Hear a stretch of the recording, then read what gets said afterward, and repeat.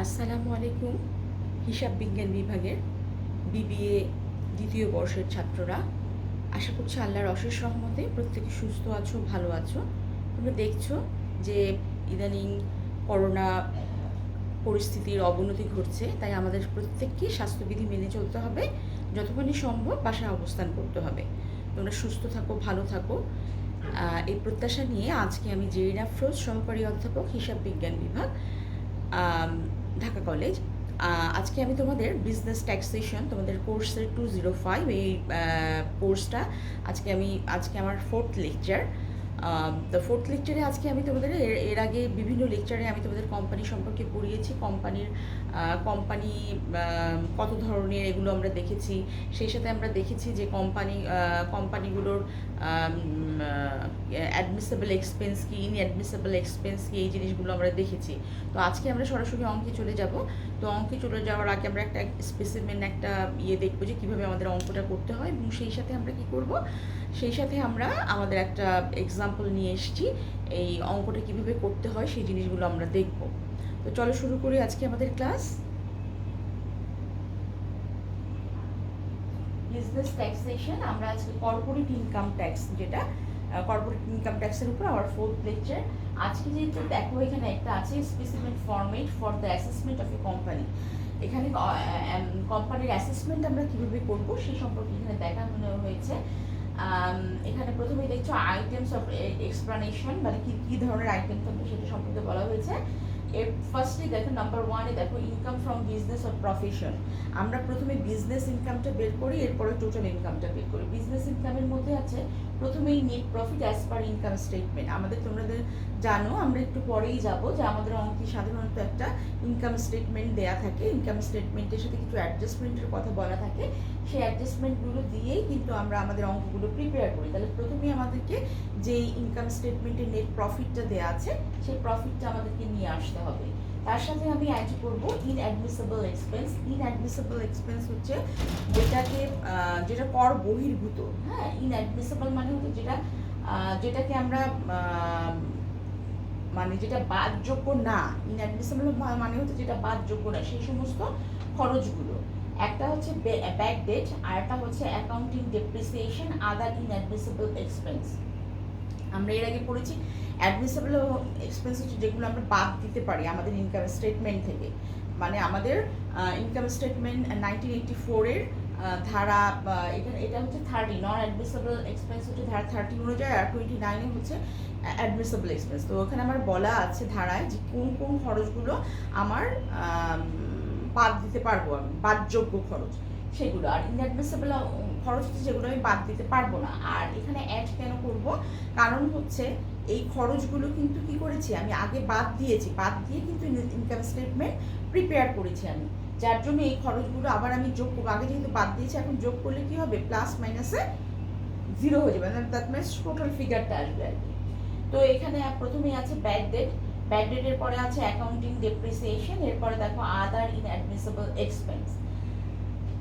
আদার ইনঅ্যাডমিসেবল expense, এখান থেকে আমি লেস করব অ্যাডমিসেবল বাট নট শোন। কিছু কিছু এক্সপেন্স আছে যেগুলো আমার অ্যাডমিসেবল, আমার আইনের ধারায় বলা হয়েছে, 29 ধারায় বলা হয়েছে যে এগুলো অ্যাডমিসেবল, বাট এগুলো কিন্তু আমি আমার ইনকাম স্টেটমেন্টে বাদ দেইনি, সেগুলো আমি বাদ দিই। হ্যাঁ, depreciation as per IT rule. তার মানে হচ্ছে আমাদের যে পরিমাণ আমরা ডেপ্রিসিয়েশন আমার ইনকাম স্টেটমেন্টে চার্জ করা থাকে পুরোটাই যে আমার অ্যাডমিসেবল এমন কিন্তু কোনো কথা নাই। আমাদের ইনস্ট্রাকশন দিয়ে দেয় সাধারণত যে এতটা অ্যাডমিসেবল, সেই অনুযায়ী আমাকে বাদ দিতে হবে। ঠিক আছে? তো এখানে প্রথমে দেখো অ্যাকাউন্টিং, আমরা কিন্তু ইনঅ্যাডমিসেবল expense accounting depreciation. Accounting depreciation মানে হচ্ছে আমি আমার ইনকাম স্টেটমেন্টে যত ডেপ্রিসিয়েশন ছিল সেটা আমি প্রথমে কি করব, যোগ করব। তারপর কিন্তু আবার ইনকাম স্টেটমেন্ট অনুযায়ী আমার যতটুকু বাদ দিতে বলেছি, যেটা আমার অ্যাডমিসেবল সেটা আমি বাদ দিব, আইটি রুলস। এরপরে দেখো আদার অ্যাডমিসেবল এক্সপেন্স, আরও যদি কোনো অ্যাডমিসেবল এক্সপেন্স থাকে সেই অ্যাডমিসেবল এক্সপেন্সগুলো আমরা বাদ দিব। এরপরে দেখো less income from non business years. তার মানে কিছু কিছু ইনকাম থাকে, আমি যেহেতু এটাকে বিজনেস ইনকাম বের করছি, সুতরাং এখানে কিছু কিছু আইটেম থাকে যেগুলো কিনা আমার নন বিজনেস, দ্যাট মিনস এগুলো বিজনেস বহির্ভূত আয়। এটা কারবারের আয়, কিন্তু কারবার থেকে থেকে না সরাসরি, সেগুলো হতে পারে ক্যাপিটাল ইনকাম, হতে পারে রেভিনিউ ইনকাম, হতে পারে রেভিনিউ ইনকাম হলে আসবে, ক্যাপিটাল ইনকাম যেগুলো থাকে সেগুলো সাধারণত আসে না।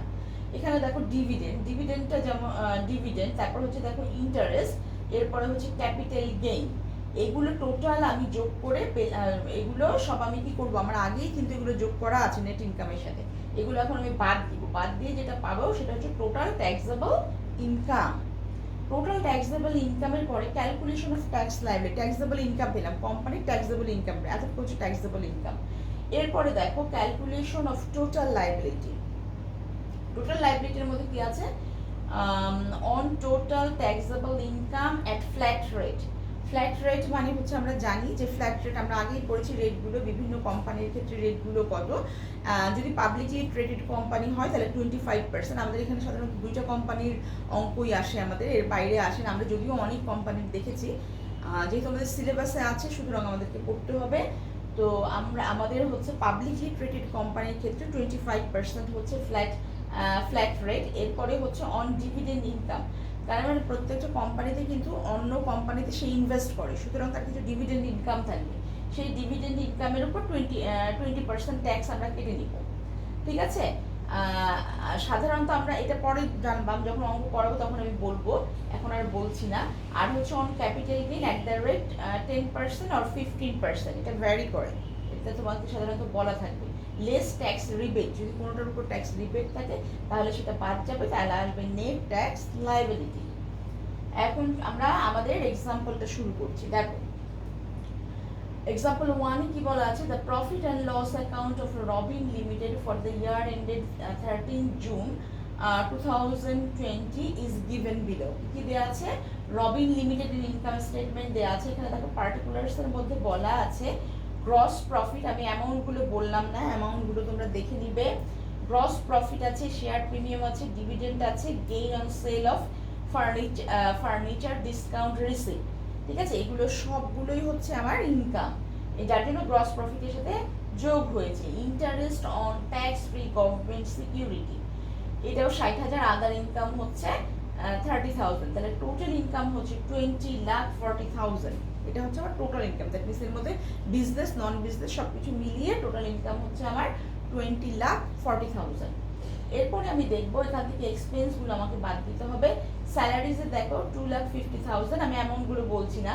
Salaries, general expense, office rent, donation, penalty, bad dates, allowance for bad dates, income tax provision, advertising, insurance premium, audit fees, depreciation, total expense. Total expense তাহলে সবগুলো যোগ করে আমার টোটাল এক্সপেন্স হচ্ছে 6,80,000, ঠিক আছে। এরপরে হচ্ছে আমি আমার টোটাল ইনকাম থেকে আমি টোটাল এক্সপেন্স যদি বাদ দিই তাহলে আমি নেট প্রফিট পাচ্ছি 13,60,000। এরপরে দেখো আদার ইনকামের মধ্যে কি বলেছে, আদার ইনকামের মধ্যে বলেছে the advertising expense are made for 5 years, admissible depreciation as per income tax rules আর টাকা 30,000। এটা আমি আগেই বলেছিলাম যে ইনকাম ট্যাক্সে বলে দিবে আমার ডেপ্রিসিয়েশন কত ট্যাক্সেবল, কত অ্যাডমিসেবল সেটা বলে দিবে। এখানে দেখা যাচ্ছে 30,000 হচ্ছে অ্যাডমিসেবল, আর advertisement expense are made for 5 years, advertisement expense যেটা হয়েছে সেটা 5 বছর পর্যন্ত এটা ক্যারি ফরওয়ার্ড হবে, তাহলে এই বছর ছাড়া আর 4 বছর পর্যন্ত ক্যারি ফরওয়ার্ড হবে।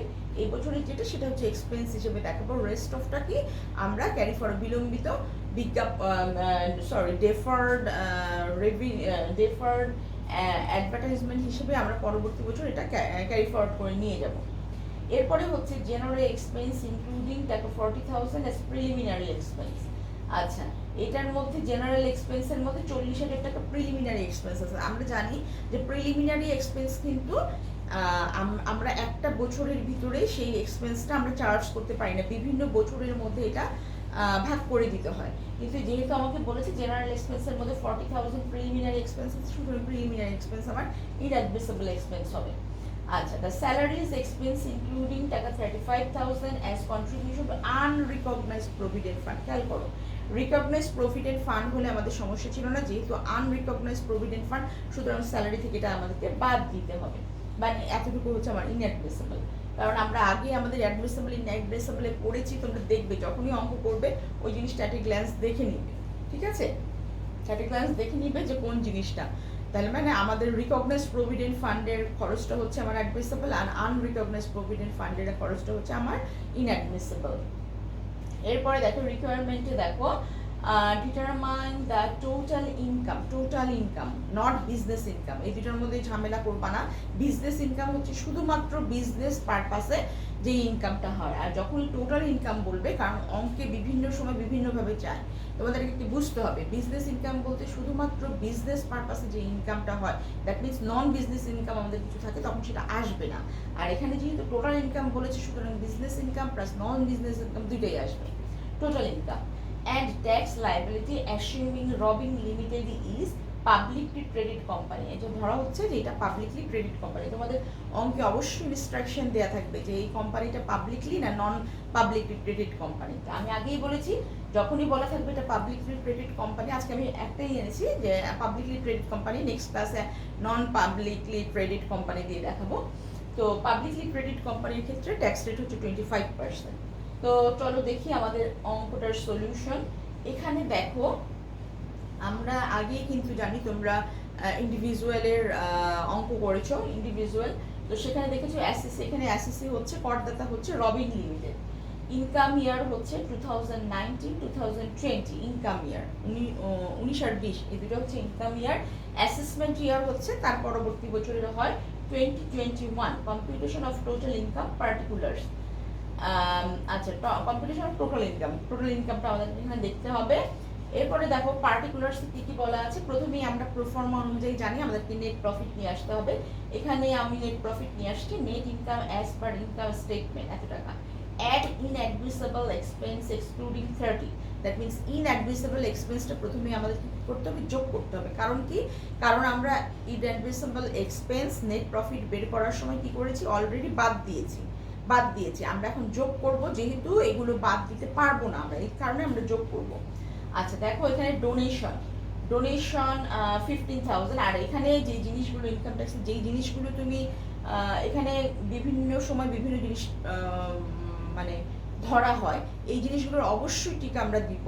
তা আমি তো স্লাইডে দেখাচ্ছি, আমি যদি বোর্ডে অঙ্কগুলো করে দেখাতে পারতাম তোমাদের, তাহলে তোমরা দেখতে যে টিকা আমি যখন একটা করছি তখন হচ্ছে আমি তোমাদের সাথে সাথে টিকা দিয়ে দিচ্ছি।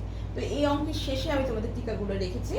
তো ডোনেশনে দেখো, ডোনেশন হচ্ছে 15,000।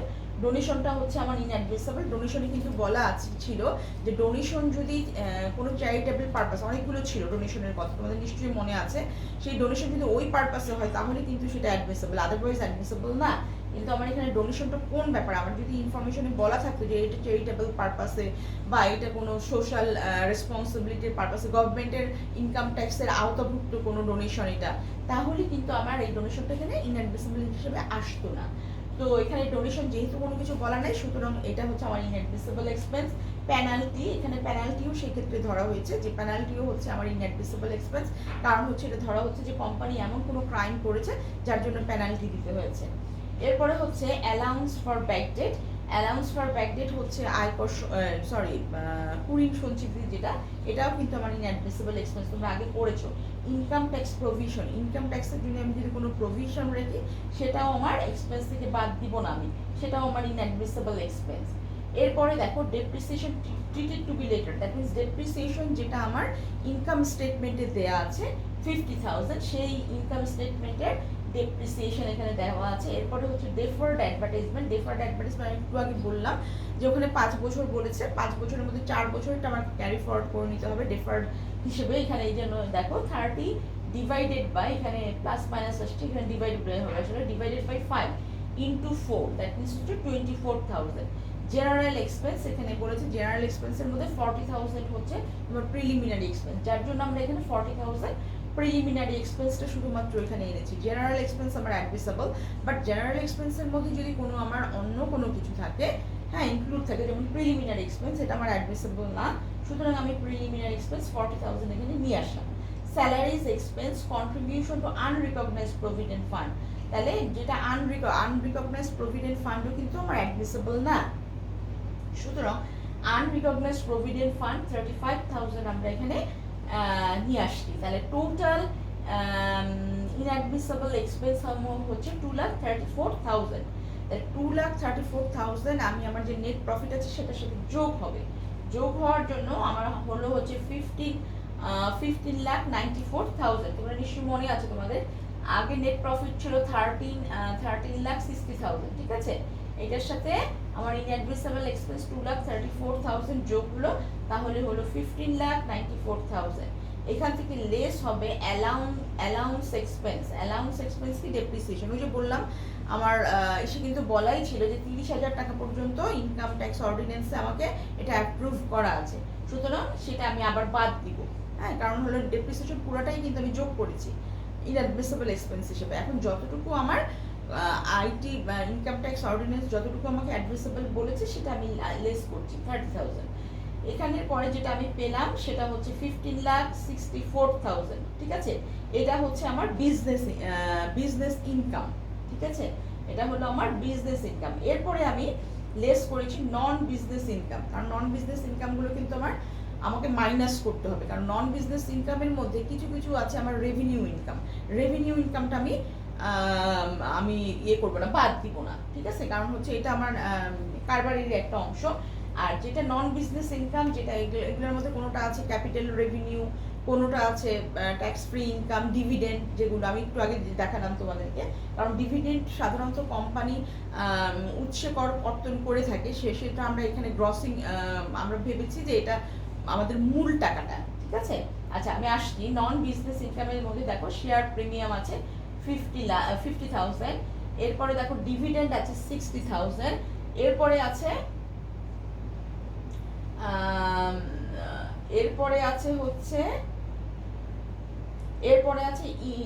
Interest on tax free government security 60,000। তাহলে টোটাল আসলো ইনকাম ফ্রম বিজনেসে আসছে হচ্ছে ওটা বাদ দেওয়ার পরে যে জিনিসটা আসছে সেটা হচ্ছে ইনকাম ফ্রম বিজনেস আসছে 13,94,000। দ্যাট মিনস আমার যে টোটাল ইনকাম আসলো, টোটাল ইনকাম না, আমার যে ইনকামটা এসছিল, দ্যাট মিনস হচ্ছে নেট প্রফিট থেকে আমি ইনঅ্যাডমিসেবল এক্সপেন্সগুলো যোগ করলাম এবং অ্যাডমিসেবল এক্সপেন্স যেগুলো আছে সেগুলো বাদ দিলাম। বাদ দিয়ে আমার যে ইনকামটা আসলো সেটার সাথে আমি কী করবো, সেটার সাথে আমি সেটার সাথে আমি নন বিজনেস ইনকামটা আমি মাইনাস করব, ঠিক আছে। নন বিজনেস ইনকাম মাইনাস করলে আমার আসবে income from business. Income from business হচ্ছে আমার 13,94,000। এর সাথে আমি অ্যাড করব নন বিজনেস ইনকামটা আবার অ্যাড করছি। খেয়াল করো যে একবার কিন্তু আমরা নন বিজনেস ইনকাম বাদ দিচ্ছি, আবার কিন্তু এটা অ্যাড করছি। এর কারণটা কি? কারণ ওই যে বললাম বিজনেস ইনকামটা বের করার জন্য। কারণ কখনো কখনো আমাদের শুধুমাত্র বিজনেস ইনকামের মধ্যে বলে, আবার বিজনেস ইনকামের মধ্যে কোনো ইনকাম আছে, হ্যাঁ সরি, নন বিজনেস ইনকামের মধ্যে কোনো ইনকাম আছে যেটা কিনা আমার ক্যাপিটাল রেভিনিউ, ঠিক আছে। ক্যাপিটাল রেভিনিউটা কিন্তু এখানে আসবে না, মূলধন জাতীয় আয় এগুলো কিন্তু এখানে আসবে না। তাহলে সেখানে আমি দেখো অ্যাড করেছি আবার যেগুলো আমার ক্যাপিটাল রেভিনিউ না, সেটা বাদ দিয়ে নন বিজনেস ইনকামের ডিভিডেন্ডটা আমি অ্যাড করেছি 60,000। আর income from tax free government security, that means হচ্ছে বলে করমুক্ত, ট্যাক্স ফ্রি মানে করমুক্ত সরকারি সিকিউরিটির থেকে যে ইন্টারেস্ট পেয়েছি। করমুক্ত মানে কি? এটা পুরোটাই করমুক্ত।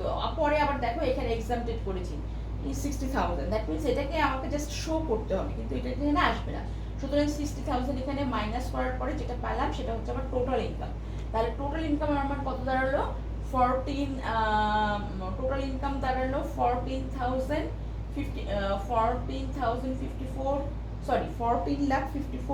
এটা হচ্ছে আমার টোটাল ইনকাম দাঁড়ালো, ঠিক আছে। এখন দেখো এই এক্সপ্লানেশনগুলো একটু আচ্ছা, কম্পিউটেশন অফ ট্যাক্স লায়াবিলিটি। এরপরে ট্যাক্স লায়াবিলিটি আমাদেরকে কম্পিউট করতে বলেছে, ওখানে টোটাল ইনকাম বের করতে বলেছে। আমরা টোটাল ইনকাম বের করলাম। কীভাবে বের করলাম আমি আবার একটু তোমাদের মনে করিয়ে দিচ্ছি। আমার টোটাল নেট প্রফিট, যেটা নেট প্রফিটের সাথে আমি যোগ করলাম ইনঅ্যাডমিসেবল এক্সপেন্স, দ্যাট মিনস যেই এক্সপেন্সগুলো অলরেডি আমি বাদ দিয়েছি কিন্তু সেগুলো আমার বাদ দেবার কথা না, যার জন্য সেটাকে আমি যোগ করলাম। আমি মাইনাস করবো অ্যাডমিসেবল এক্সপেন্স, তার মানে হচ্ছে এমন কিছু এক্সপেন্স যেগুলো কি হয়, যেমন ডেপ্রিসিয়েশন আমি অ্যাকাউন্টিং ডেপ্রিসিয়েশন যত ধরেছি, কিন্তু আমার ইনকাম ট্যাক্সে হয়তো সেই পরিমাণ ডেপ্রিসিয়েশনটা অ্যালাউয়েবল না, ঠিক আছে, যার জন্য আমার ডেপ্রিসিয়েশনটা অতটুকু পরিমাণে বাদ দিতে হবে যতটুকু বলেছে। আরও যদি কোনো এক্সপেন্স থাকে যেটা আমি বাদ দেইনি, সেই এক্সপেন্সগুলো এখানে, বা যতটুকু আমার অ্যাডমিসেবল বলেছে ততটুকু এক্সপেন্সগুলো আমি এখানে বাদ দিব অ্যাডমিসেবল এক্সপেন্স হিসেবে। এরপরে আমি কি করব, আমার নন বিজনেস ইনকাম যেগুলো আছে সেগুলো আমি বাদ দিব। বাদ দেবার ফলে কি হবে, নন বিজনেস ইনকাম বাদ দিলে আমার যেটা আসবে সেটা হচ্ছে আমার বিজনেস ইনকাম আসবে। বিজনেস ইনকাম থেকে আমি কি বের করবো, আমি টোটাল ইনকাম বের করবো। তাহলে আমি বিজনেস ইনকামের সাথে আবার আমি কি করবো, নন বিজনেস ইনকামগুলো যোগ করবো। কিন্তু এখানে আমাদের কয়েকটা জিনিস মনে রাখতে হবে, যেটা আমার রেভিনিউ ইনকাম সেটা আমার যোগ হবে, আর যেগুলো আমার ক্যাপিটাল ইনকাম সেগুলো আমার যোগ হবে না। এই জিনিসগুলো আমাদের একটু মনে রাখতে হবে।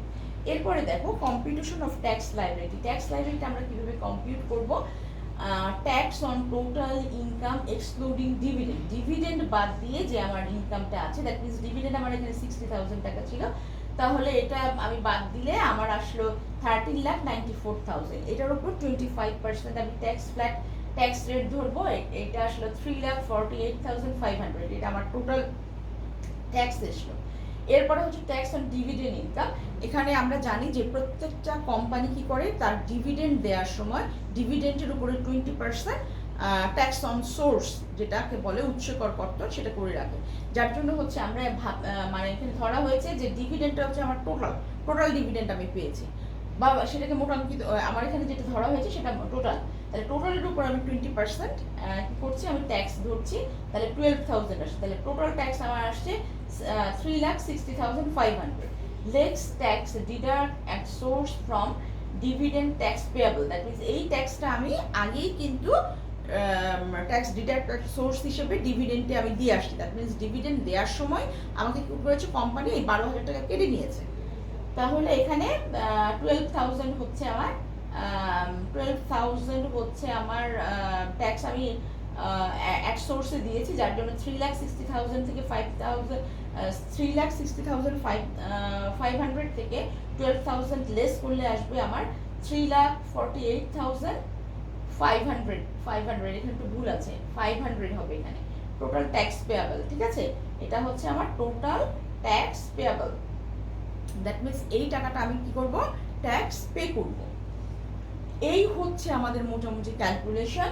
এখন নিশ্চয়ই তোমরা বুঝতে পারছো। আমি এটা আবার একটু বলছি যে কম্পিউটেশন অফ ট্যাক্স লায়াবিলিটি কিভাবে তুমি ক্যালকুলেট করবা, যে তোমার যে টোটাল ইনকামটা তুমি বের করেছো, টোটাল ইনকাম থেকে আমাদেরকে ডিভিডেন্ড বাদ দিতে হবে। কারণটা কি, ডিভিডেন্ড যদি উৎসকর কর্তন না করতো, ট্যাক্স ডিডাক্ট অ্যাট সোর্স না করতো, তাহলে কিন্তু এটা বাদ দিতে হবে না। যেহেতু এটার উপরে আলাদা, কারণ পুরোটার উপর আমি 25% দিচ্ছি, আর ওখানে আমার 20% আমাকে কেটে নিয়েছে, রেটটা তো ডিফারেন্ট, যার জন্য আমি বাদ দিয়ে 25% রেস্ট অফ অ্যামাউন্টের উপর ধরলাম। এরপরে হচ্ছে আবার এটার সাথে যোগ করলাম যে আমি ডিভিডেন্টের উপরে যে ট্যাক্সটা দিয়েছি সেটা যোগ করলাম। পরবর্তীতে যেহেতু এটা আমার অলরেডি দিয়ে দেওয়া হয়েছে, এর জন্য আবার এটা এক্সামটেড করলাম। এটা হলো আমার টোটাল ট্যাক্স পেয়াবল। এরপরে দেখো নোটসগুলো মাস্ট দিতে হবে তোমাদের পরীক্ষায়। নোটসগুলো দেখো, penalty is inadmissible because it is assume that the company committed offence beyond the pursuit of law, যেটা আমি আগেই বললাম যে এখানে ধরে নেওয়া হচ্ছে পেনাল্টি, এটা হচ্ছে ইনঅ্যাডমিসেবল এক্সপেন্স ধরা হয়েছে যে কোম্পানি এমন কোনো কাজ করেছে যার জন্য তাকে পেনাল্টি দিতে হয়েছে, মানে আইন বিরোধী কোনো কাজ করেছে। এরপরে দেখো, donation and deferred advertisement are not admissible. হ্যাঁ, এটা হচ্ছে মূলধন জাতীয়, ঠিক আছে। ডোনেশন তো জানো, ডোনেশনের কিছু স্পেসিফিক ক্ষেত্র ছাড়া অন্য ডোনেশনগুলো এটা অ্যাডমিসেবল না, নন অ্যাডমিসেবল। আর ডেফার্ড অ্যাডভার্টাইজমেন্ট এটা হচ্ছে মূলধন জাতীয়, যেটাকে বলা হয় ক্যাপিটাল এক্সপেন্ডিচার, এটা যার কারণে হচ্ছে এটা নন অ্যাডমিসেবল। এরপরে দেখো, preliminary expense is capital expenditure. Preliminary এক্সপেন্সটা হচ্ছে capital expenditure due to sales or gross receipt is not shown in the statement, so it is not possible to calculate minimum tax. আমরা কিন্তু মিনিমাম ট্যাক্সটা পড়েছিলাম যে minimum tax আমাদের কোম্পানির ক্ষেত্রে calculate করতে হয়। তোমরা দেখেছো আমরা কিন্তু এখানে মিনিমাম ট্যাক্স বের করিনি, শুধুমাত্র ট্যাক্স লায়াবিলিটি বের করেছি। মিনিমাম ট্যাক্সের একটা অন্যতম কন্ডিশন হচ্ছে আমাকে অবশ্যই সেলস বা টোটাল রিসিপ্ট দেওয়া থাকতে হবে, ঠিক আছে। তাই আমার যেহেতু এখানে টোটাল রিসিপ্টের কথা কোনো কিছু ওইভাবে বলা নাই বা সেলসও দেওয়া নাই, যার জন্য আমি এখানে মিনিমাম ট্যাক্স ধরতে পারছি না। মিনিমাম ট্যাক্স ক্যালকুলেট করতে হবে আর ট্যাক্স লায়াবিলিটি ক্যালকুলেট করতে হবে, দুটোর মধ্যে যেটা কম হবে সেটাই কোম্পানিকে দিতে হবে। আচ্ছা, এরপরে দেখো রবিন, এরপরে আসছে 5 number. Robin limited is publicly traded company, so tax rate will be 25% and dividend tax হচ্ছে 20%। এরপরে 6 এ বলা হয়েছে this assume that gain on sell of furniture is revenue income. এখানে যে সেল অফ ফার্নিচার এটা রেভিনিউ ইনকাম হিসেবে ধরা হয়েছে, যার জন্য তোমার এটা কিন্তু পরবর্তীতে এটা আসেনি, এটা আমি কিন্তু পরবর্তীতে আর আলাদাভাবে যোগ করিনি আমরা আর কি, বাবা বাদ দিইনি, নন বিজনেস ইনকাম হিসেবে বাদ দিইনি। 7 হচ্ছে assume that share premium is capital income.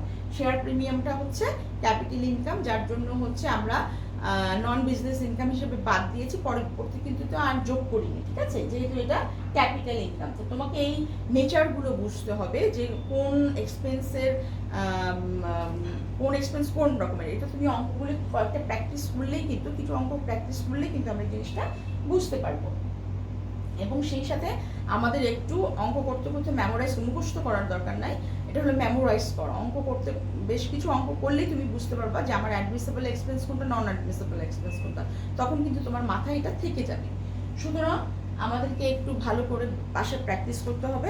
আমার কিন্তু খুব বেশি অঙ্ক দেখানোর স্কোপ এখানে নেই, কারণ আমারও আরও কিছু সিলেবাস বাকি আছে। তো আমি নেক্সট ক্লাসে আরও 2টা অঙ্ক দেখাবো তোমাদেরকে, দেখিয়ে আমি তোমাদের ভ্যাটে চলে যাব, ঠিক আছে? তো ইনশাল্লাহ এই পর্যন্ত তোমরা ভালো থাকো। নেক্সট ক্লাসে দেখার আমন্ত্রণ জানিয়ে আজকে ক্লাস এখানেই শেষ করছি। আল্লাহ হাফেজ।